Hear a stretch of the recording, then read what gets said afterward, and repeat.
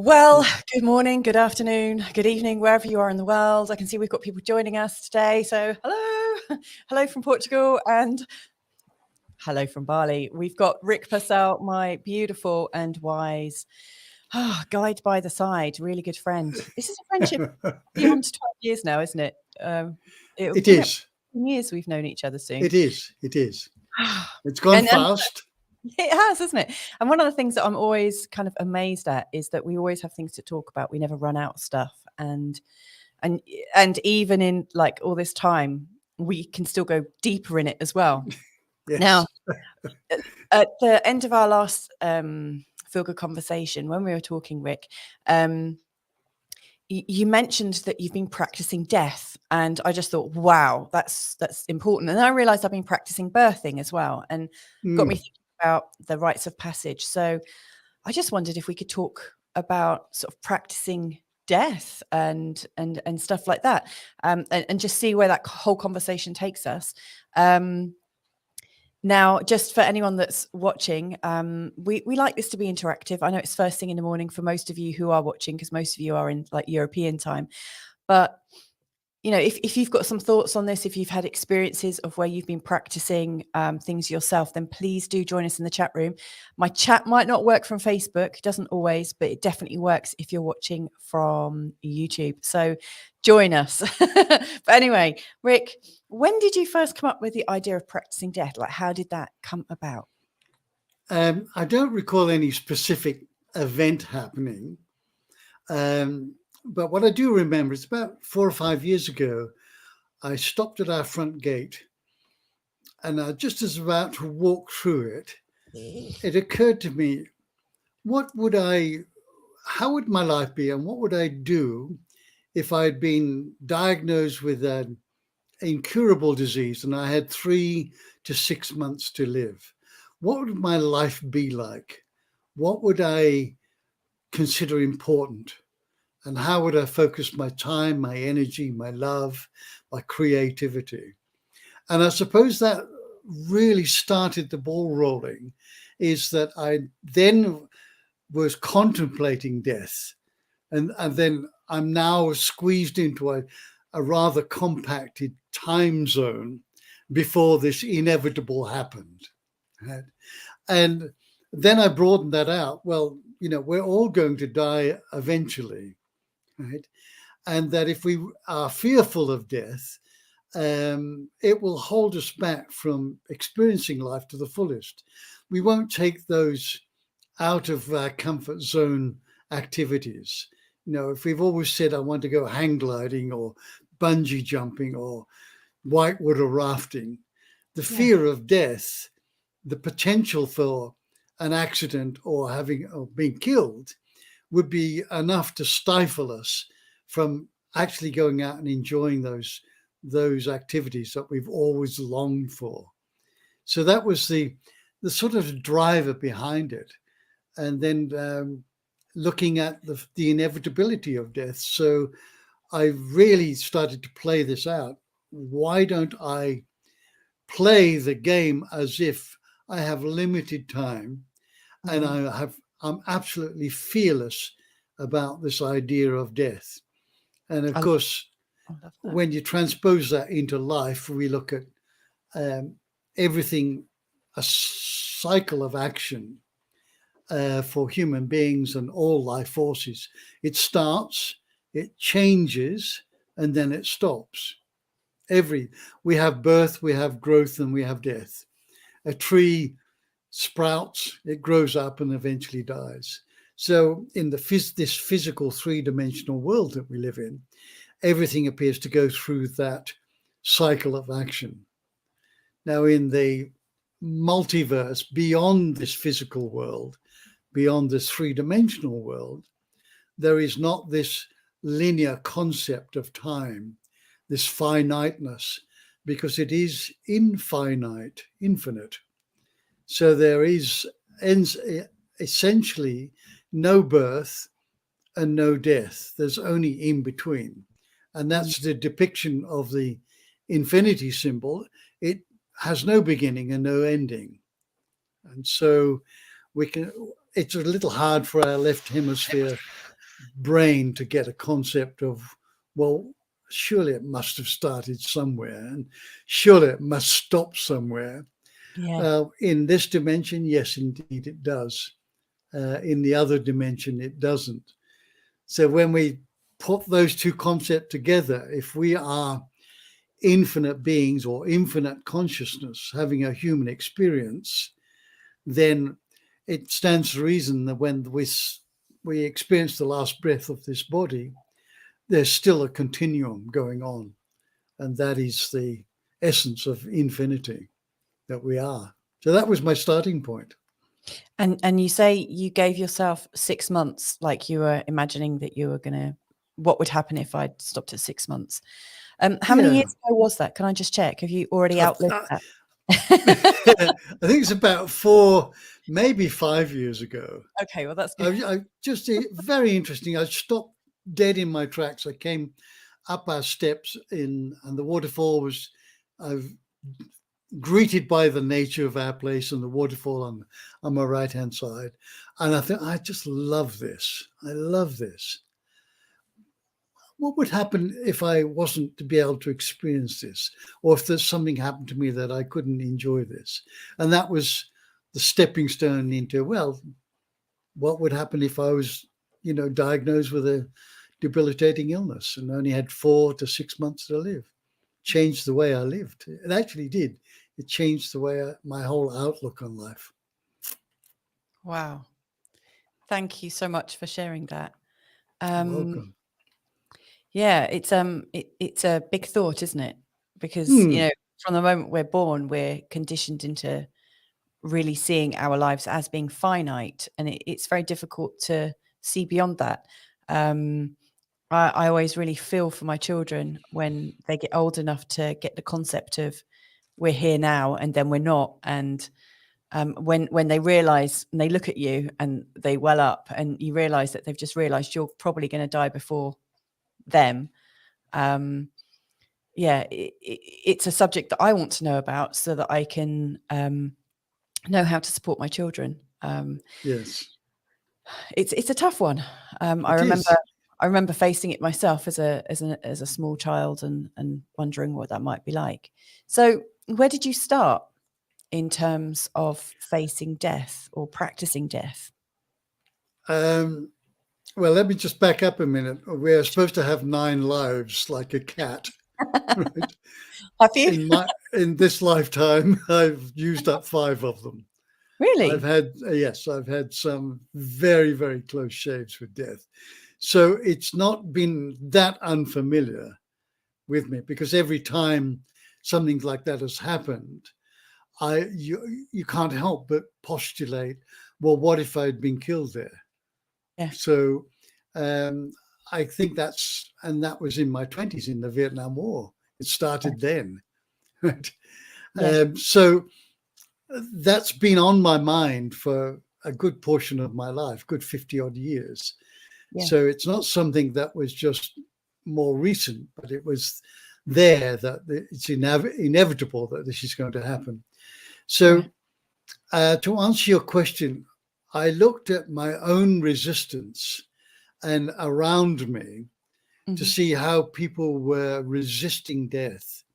Now, we're not going to go out, generally we won't go out and do really stupid things that are extremely high risk, that could inevitably lead to our death. Right? Yeah. Like walking blindfold across a fast moving highway. Yeah, that kind of thing. It's going to come fairly suddenly. Yeah. So I looked at, did I have resistance to this death? And it's an interesting parallel. I used just that example. If we smoke or we drink, the chances of us dying are elongated. Nobody has one cigarette, and usually not one drink, and just passes over and dies. So we are likely to continue on a trajectory. If I'm smoking at 20, probably won't even get lung cancer till I'm 50 or I'm older. Therefore, there doesn't seem such a risk of it. I'm going to enjoy myself.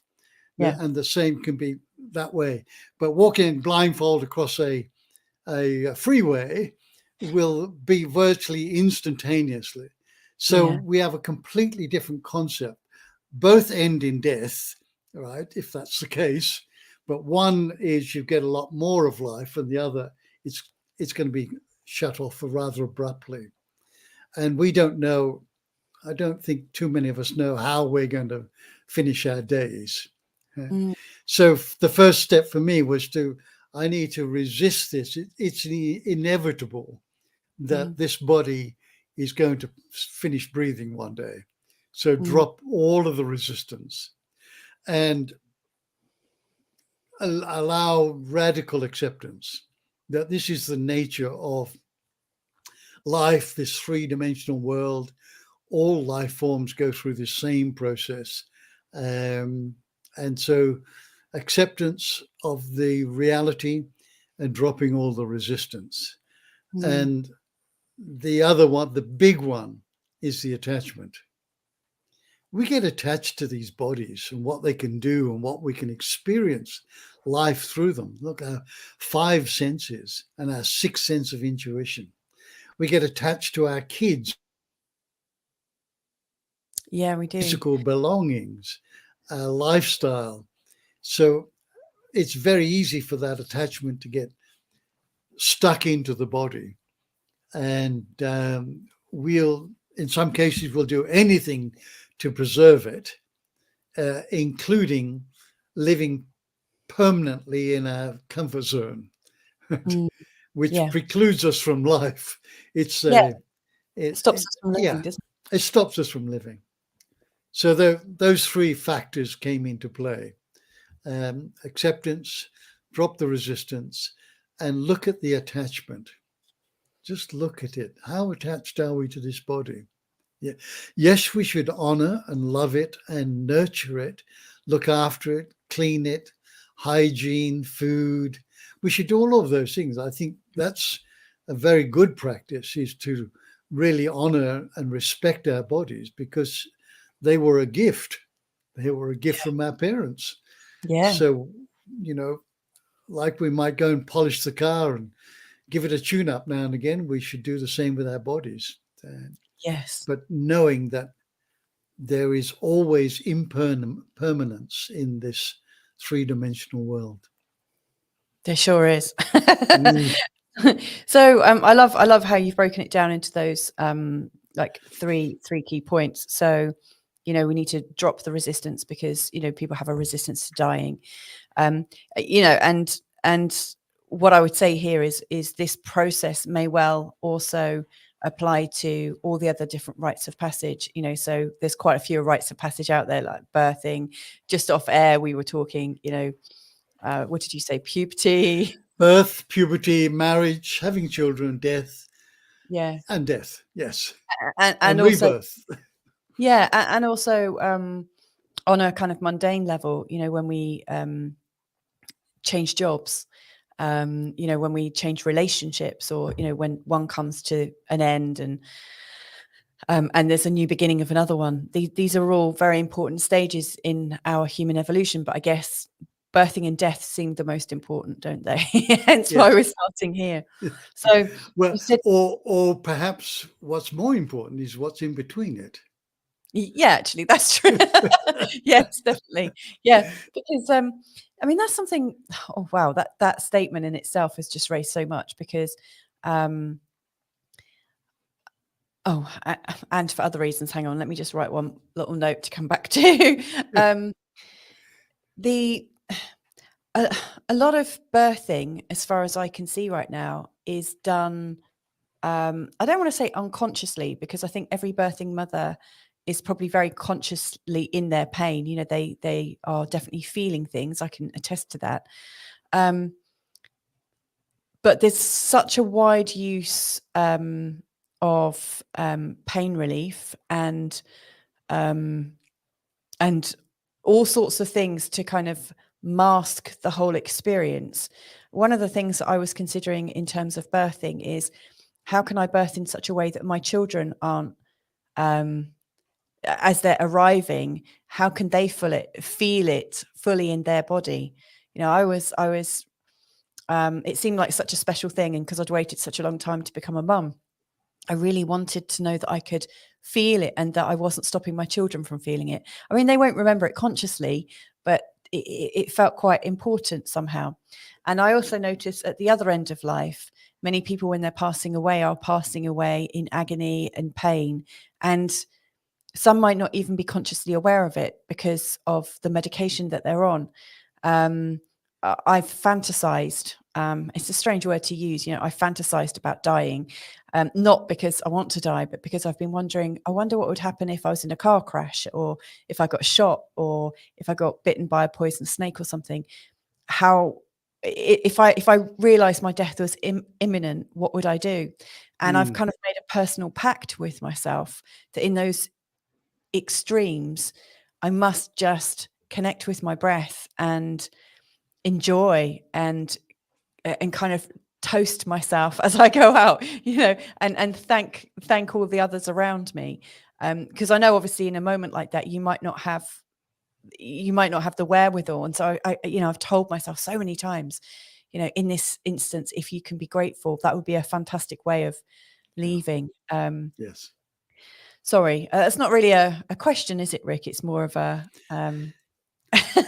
No, it's a very profound statement, because the practicing dying is practicing dying with dignity. Right? I can't practice dying until I actually get there, because right at the moment I'm not dying, or except that the day we are born, we're on the process of dying. And I'll know a little bit more when I get closer to it. But what I can do is I can honor this life, be very grateful and appreciative for the journey, even if I think it's been cut short, and also to die with as much dignity as possible. And we had a dear friend here whose body was riddled with cancer, but she remained conscious, upbeat, and she was actually helping the family around her to settle and be comfortable, and accept the inevitable. So I've always been really enamored with that idea that if I could remain conscious with my silly British sense of humor, and make it possible for other people to see what's there. That's what I term dying with dignity. Wow. Why I love that, first of all, and I think it must have been a real honor to be part of that process, or to be able to observe that process of your dear friend dying. Yeah. What I heard when you were sharing that was that she made a conscious decision that one of her last acts on earth was to be kind and compassionate. Yeah. And putting herself at service to other people, you know, easing the process for everybody. Yeah. Well, we talked about the 6 heart virtues. So there's gratitude and appreciation was there. Compassion was there. Compassion for herself and others around her. Understanding of people's grief and other people's journey along as her own. I didn't see any call for forgiveness, but being humble to I experienced this life amid 8.7 or 7.8 billion people in this cosmos. That's a humbling experience. And that short period of time in the history of the multiverse. And then finally being brave and courageous to face the inevitable. And all of those are heart virtues which equate to love. So she was in this place of love, and people felt it. So beautiful. That's how I'd like to bow out. I'm sure you will. Not only that, but singing "Always Look on the Bright." Yeah, that might upset your family. No, I think they would expect it. And I have to tell you this. Wasn't my idea, but I heard about it once. I've told my family, and I was put on a serious face. I said, before I'm cremated, I want you to stuff every orifice in my body with popcorn. So when the flames start licking out, I've got popcorn coming out of my mouth, out of my ears, and I have the last joke. That's really quite cool. And kind of icky, imagining your family like funneling corn into your butthole. Yeah, I don't think they'd enjoy that. No, and the poor street urchin that might be, you know, in the area later sees popcorn on the floor and thinks, don't touch that. You don't know where it's been. that's kind of a cool idea. Yeah. So yeah, bringing a sense of humor to it. So how have you practiced death then? You know. Okay. Realizing that our bodies virtually renew and regenerate itself about every 7 years, every cell gets renewed or regenerated, just like nature, then it's inevitable that these cells are going to die and then regenerate. So looking at it from a micro scale, just no resistance to this, but also trying to program the cells to grow back into a very healthy cell instead of one that is cancerous. So that's part of this dying process, is to accept that there is change, it's inevitable, and just go with that. And just, it's learning to, I guess it's to grow old with dignity. You know, just, it's, all of this is inevitable, but what will we be remembered for? All right. How much of service could I be before now and the end of my life? How much joy and humor and fun could I have? Or how much experience of new things could I have? And that would also be reflected in the lives of others by sharing that. And that again is fulfilling all of one's own personal journey. So I'm really convinced, after years of coaching, that we will find a way of disposing these bodies once we've fulfilled our life purpose. Once that is complete, we are done with this body, and we'll find a way. It could be a long, debilitating illness. It could be an instantaneous car crash, and everything in between. I think we will find these bodies, for the being that animates them, is just, it's just a cloth. It's just like I mentioned last week. It's like the snake that hooks its tail skin into the rock and then pulls out, leaving the dead skin behind. I think the conscious being, is totally aware of the insignificance of this body, but has enjoyed the process of experiencing through the body. But when it's time to go, it's time to go. It's lifeless. And I've seen enough dead bodies in my life to know that the spirit has left that body, and it's inanimate. It's still made of the same conscious essence all the way through it, but there's no animating consciousness there. And it's just like walking past a butcher's shop and seeing, you know, a leg of lamb on the chopping block. There's no life in it. And I think that's how the conscious being looks back and looks down or looks upon it on the exit and think, well, that was fun. What's next? Yeah, I'm with you on that. Although I'm sure some people who listen in, you know, may not recognize or share the same feelings about, you know, what happens at the end of life. You know, there are people who just believe that we're here right now, and that is all that there is. But yes, you are right. I love what you're saying about how, you know, we animate our bodies and then all of a sudden they become inanimate. You know, they're no longer moving. What I really get from this is the resistance, and you were talking about like dropping the resistance to dying. One of the things I've noticed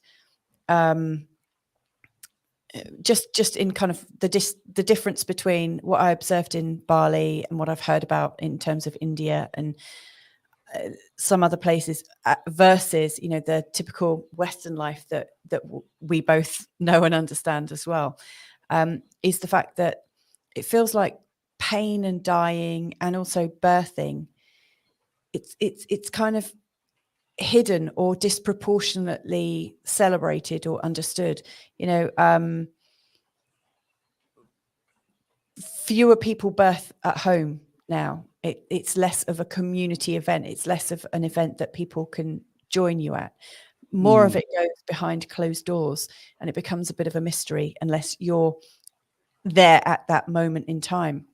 So people, I mean, I remember growing up and feeling a little bit terrified actually, but hearing the neighbour giving birth at home, you know, so I had my next door neighbour and it sounded like she had a terrible birth. I mean, it went on for hours. I was very fortunate. Mine were very, you know, easy by comparison. But you don't really hear people birthing at home anymore. It's not something that occurs. And similarly, people don't really die at home. They tend to die in a hospital, again, behind closed doors. Whereas in Bali, and I'm sure people do birth and die in hospital. But one of the things I remembered was the communal funerals, you know, like the fact that, was it true? I don't know if I've remembered this incorrectly, but a village celebrates the death of all those that have passed in the last lunar month. Is that right or wrong? Or do you have separate funerals?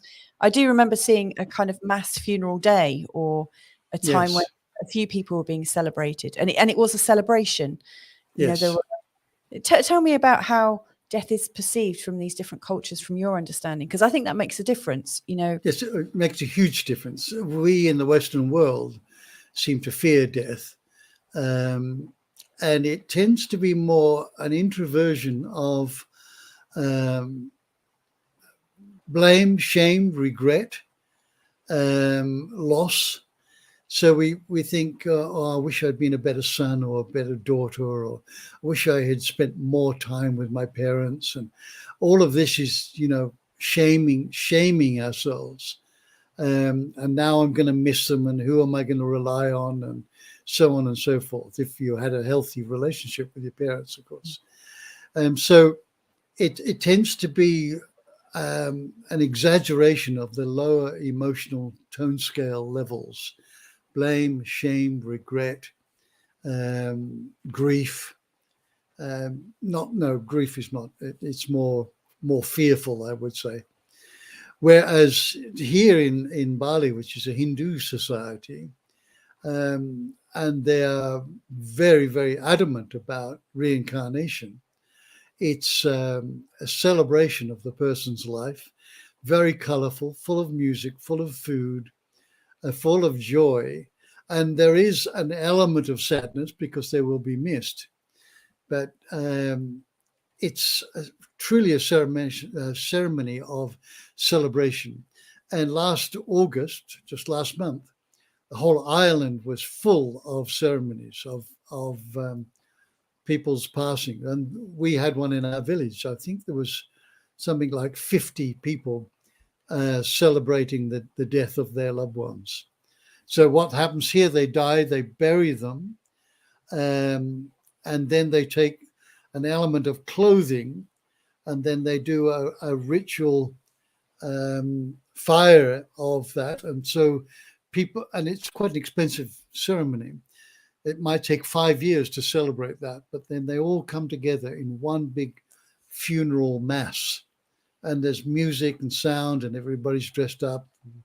And we've been to one of these. They're quite remarkable to be present there. So it's a very different way of looking at it.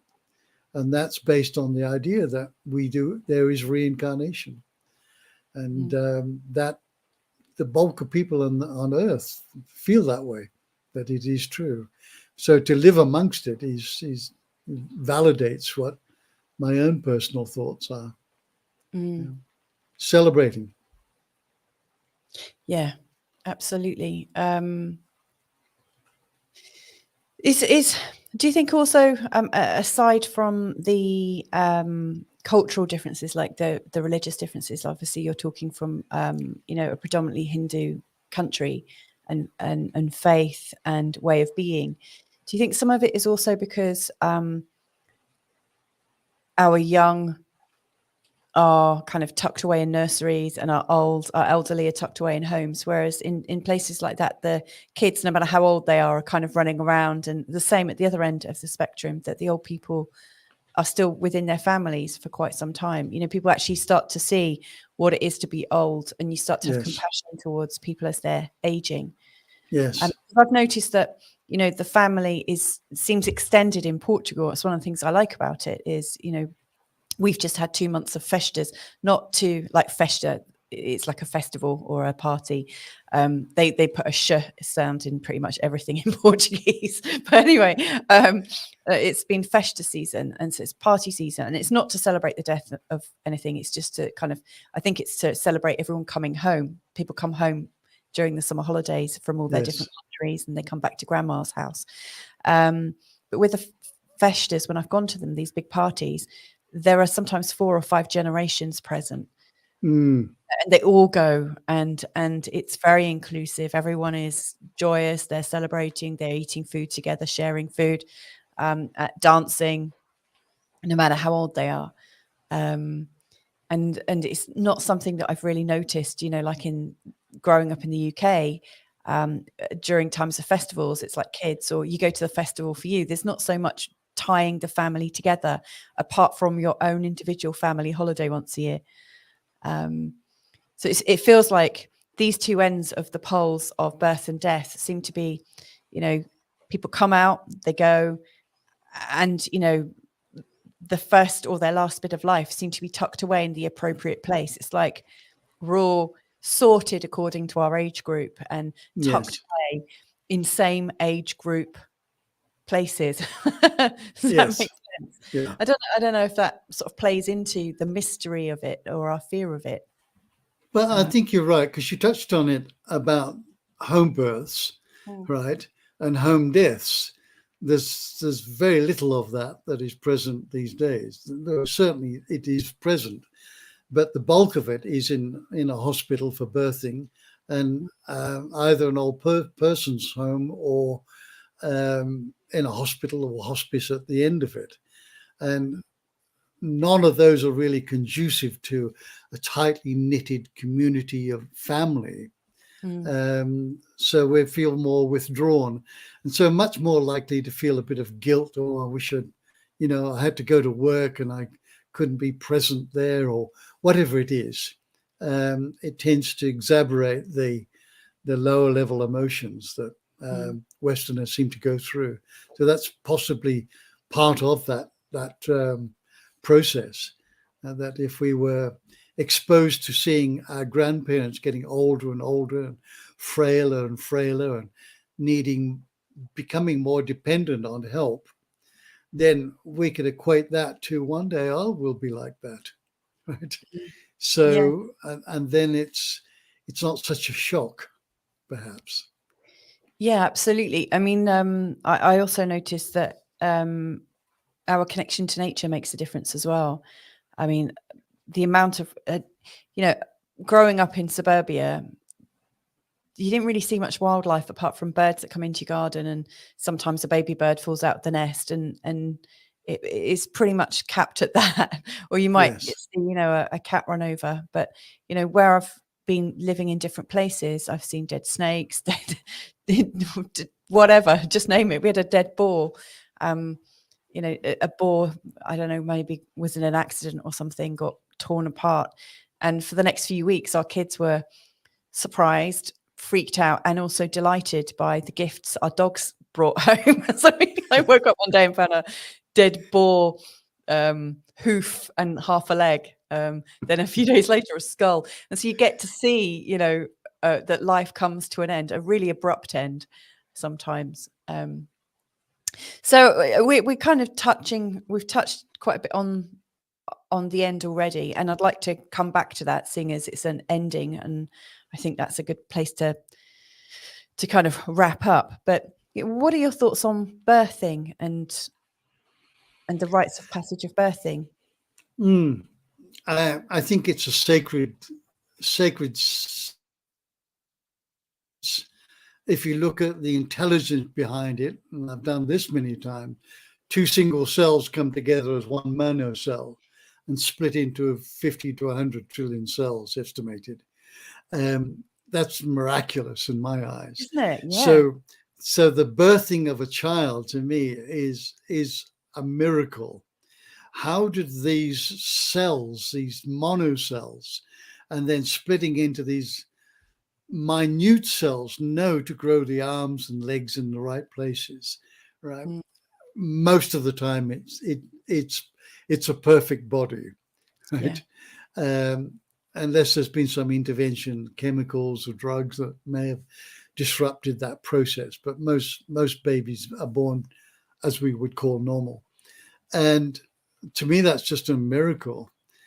But from my own understanding is that we, the conscious being that animates these bodies, has chosen their parents because they would give us the lessons that we need to learn. Right? They would give us the environment in which we would need to overcome or belong in order to live this life purpose, which at that stage is unbeknown to us, generally because we won't have a game if we know all of what's going to transpire. So I believe we choose our parents, the date and the time of the birth, which will give us an astrological alignment where there will be challenges within that scope of our life.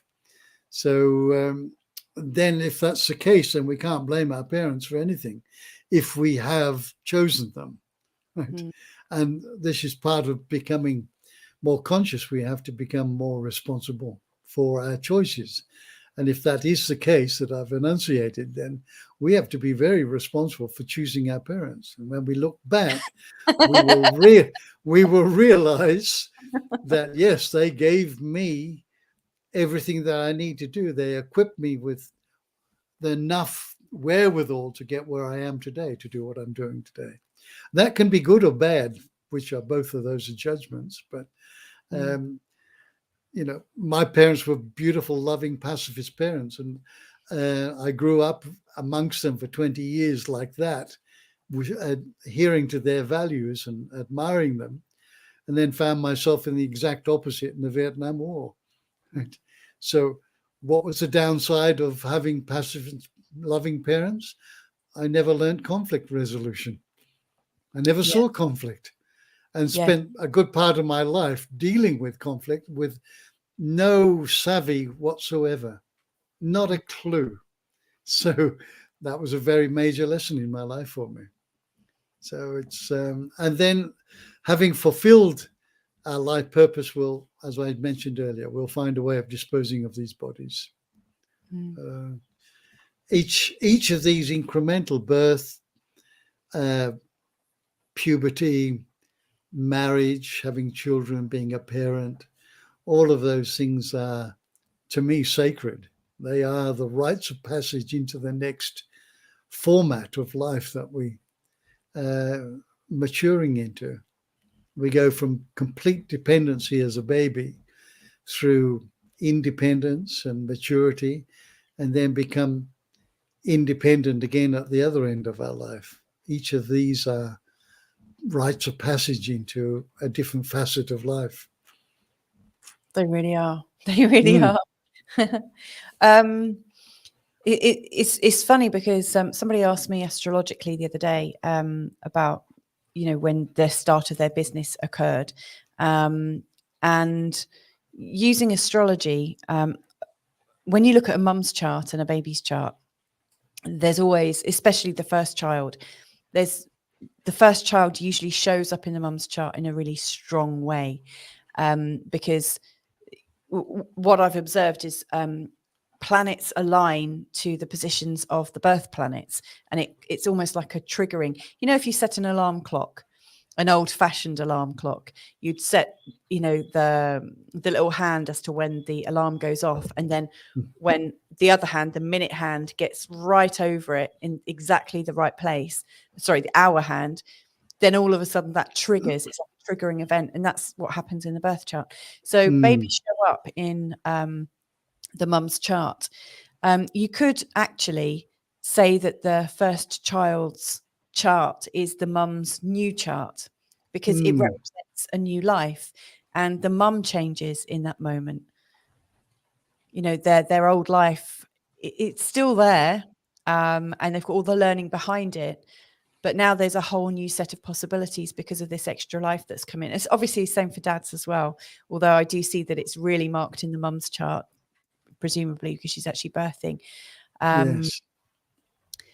And so, you know, astrologically, I can see that our lives really do change, and they are affected. We were talking last week about the grief cycle and also the change cycle. It's funny, we both we're talking about the same person that created it, and there were some very key steps on that. And although resistance, I don't believe, was on it, the grief in the actual change was a really big part of that. What are your thoughts on coping with change, you know, in terms of coming to the end of one part of your life and moving into the next? Yeah. Again, it's acceptance. We may not know what we're changing into, but we are experiencing a reality that is different from the other. And that this breakdown of one facet of our life into another, and that's each one of the rite of passages is a breakdown. We've experienced that. It's time to move on to another, usually more conscious and more mature outlook on life.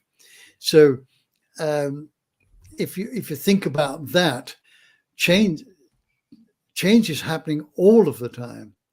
Nothing remains static. Yeah, If from you each look, breath. yeah, if you look with every breath, all the atoms and protons and neutrons and subatomic particles are whizzing around in our body as we're on this little planet that's spinning around and heading through, a path behind the sun or around the sun. You know, there is the dynamics of change are so apparent in everything we do.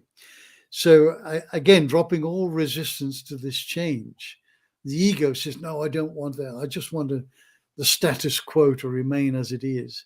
Well, it's impossible, absolutely impossible. So again, just dropping the resistance and facing the reality. Whenever we argue with reality, we always lose. So always. That's possibly the most I've true yet to win statement one I've of those ones. So radical acceptance and no resistance to what is, no matter how uncomfortable it is and how painful and how traumatic it might be. And I know we have both experienced trauma and pain and disruption in our lives, but it has turned out to be profoundly deep lessons that we've learned and moved on from. And inevitably, I think we will all do that, except for Einstein says insanity is doing the same thing over and over again, hoping to get a different result. Yeah. So when we can embrace change full on, then every rite of passage is going to be welcomed. And I think that's being grateful for the opportunity to experience something new and different. Yeah, absolutely. I mean, I've been one of those people that has resisted change many occasions. What do you think are the main harms that we do to ourselves when we're resisting change? How do we know when we're actually resisting change? Because I actually think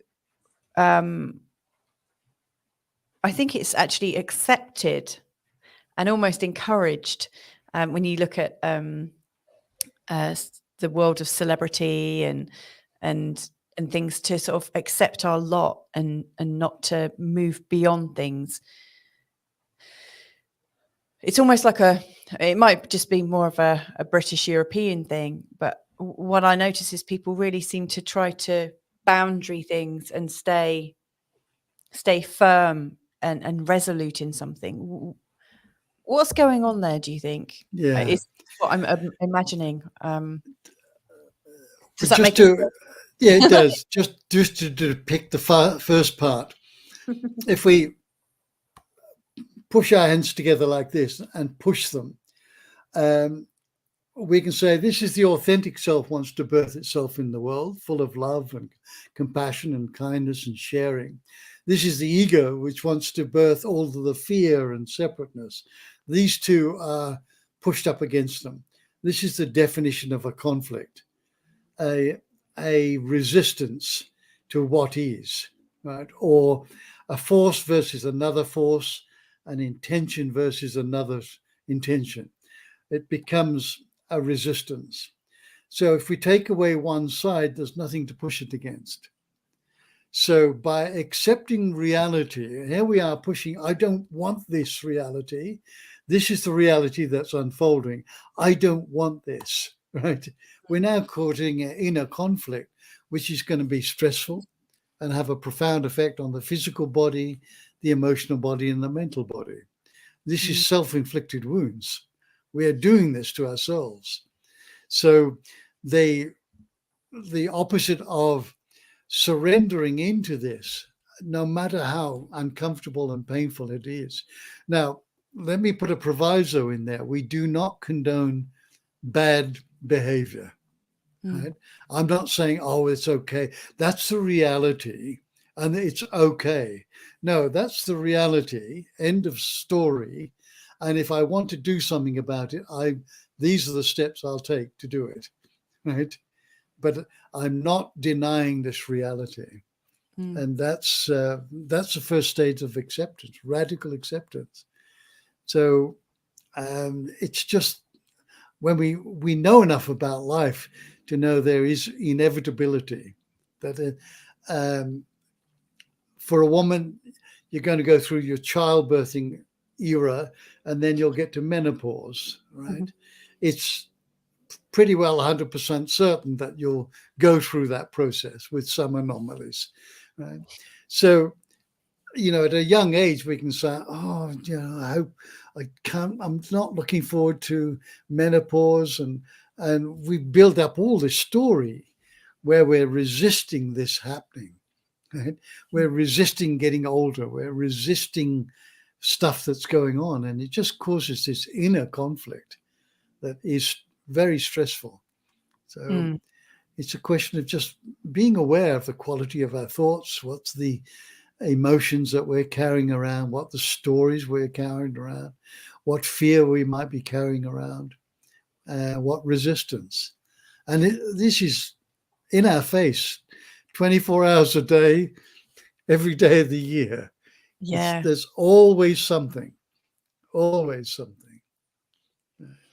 And particularly with the process that we're going through now, with this grand awakening, there is so much of the opposite showing up in the world, or the shadow side is being perpetuated out upon humanity.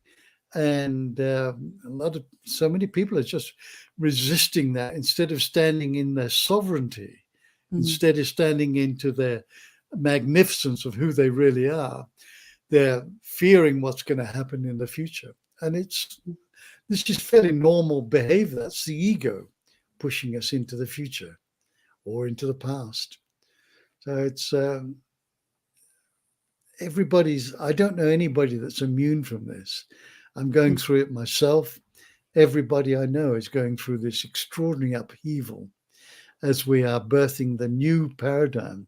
We are, I won't say all of us, but many of us are on the cusp of the rite of passage to becoming more conscious. This is another rite of passage, not physically, right? Yes. But in terms of consciousness. Yes.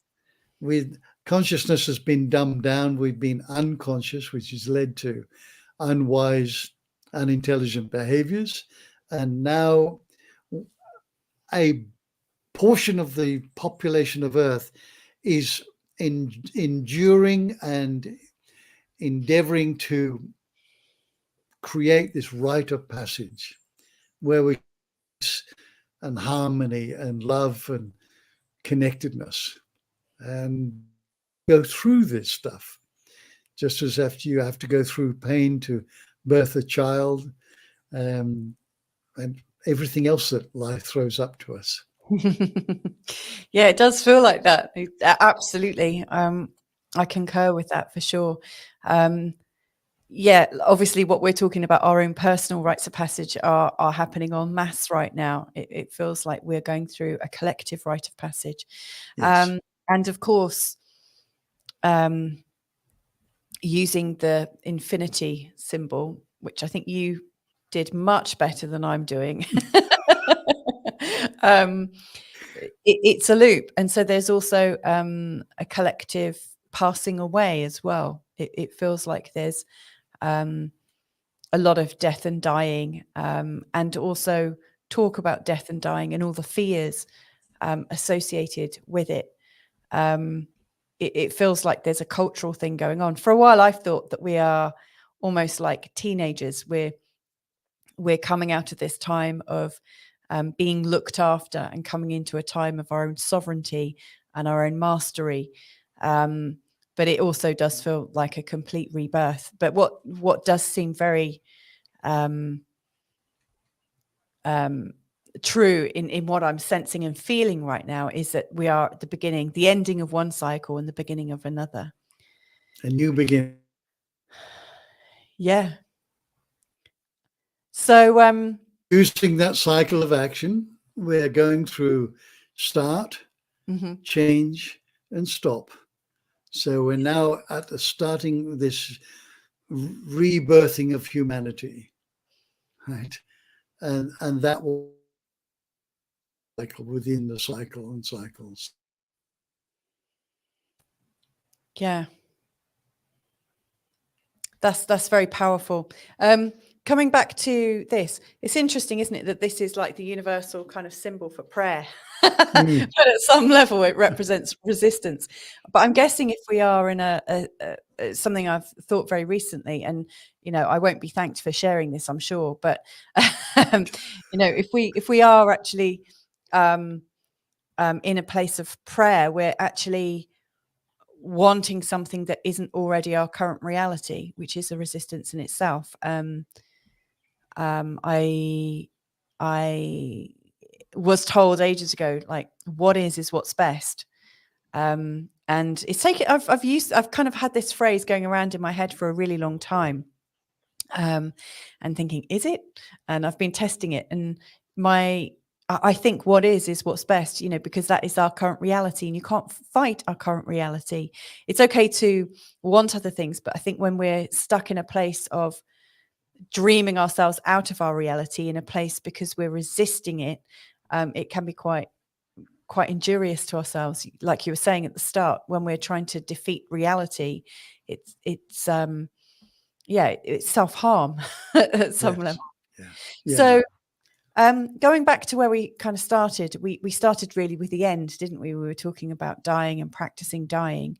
And I'm conscious that this could be used at any level of change and the end of one life and the beginning of a new phase of life. Could you just remind us of what you think we could focus on to make it as smooth as possible? Well, you know me, I've always advocated that the answer to all the woes of humanity is to become more conscious. And so there's one profound death that we have when we're alive that will take us to elevate our consciousness. It will take us to another plateau of understanding and love and compassion. And that's the death of the ego. That's the death of the identification with the ego that suddenly drops away. And sometimes it happens for people spontaneously. The Eckhart Tolles and the others that have had spontaneous awakenings is when the ego is no longer being prominent, and all of its fear and separateness and superiority has just dropped away, and that's just left there with this extraordinary sense of freedom and expansiveness. It is who we are at the core. So if we are working towards mastery over the mind and transcending the ego, the death of the ego will be the greatest gift that we can give to ourselves. And it happens incrementally. We don't, if we're blessed, maybe we'll have a spontaneous awakening. The rest of us has to do the hard grind of just recognizing, oh, that's fear, that's coming from the ego. That's not me. That's the false self. When the false self is dead, there is just the self, the real self, conscious, loving, compassionate, of service.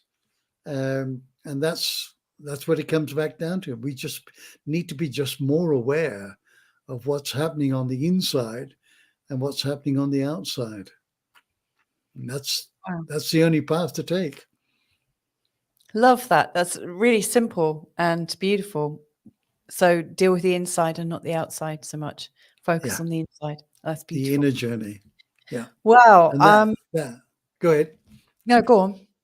No, the inner journey will be a reflection of what you uncover through the inner journey, the direct self-inquiry, experience and contemplation will be reflected in your outer world.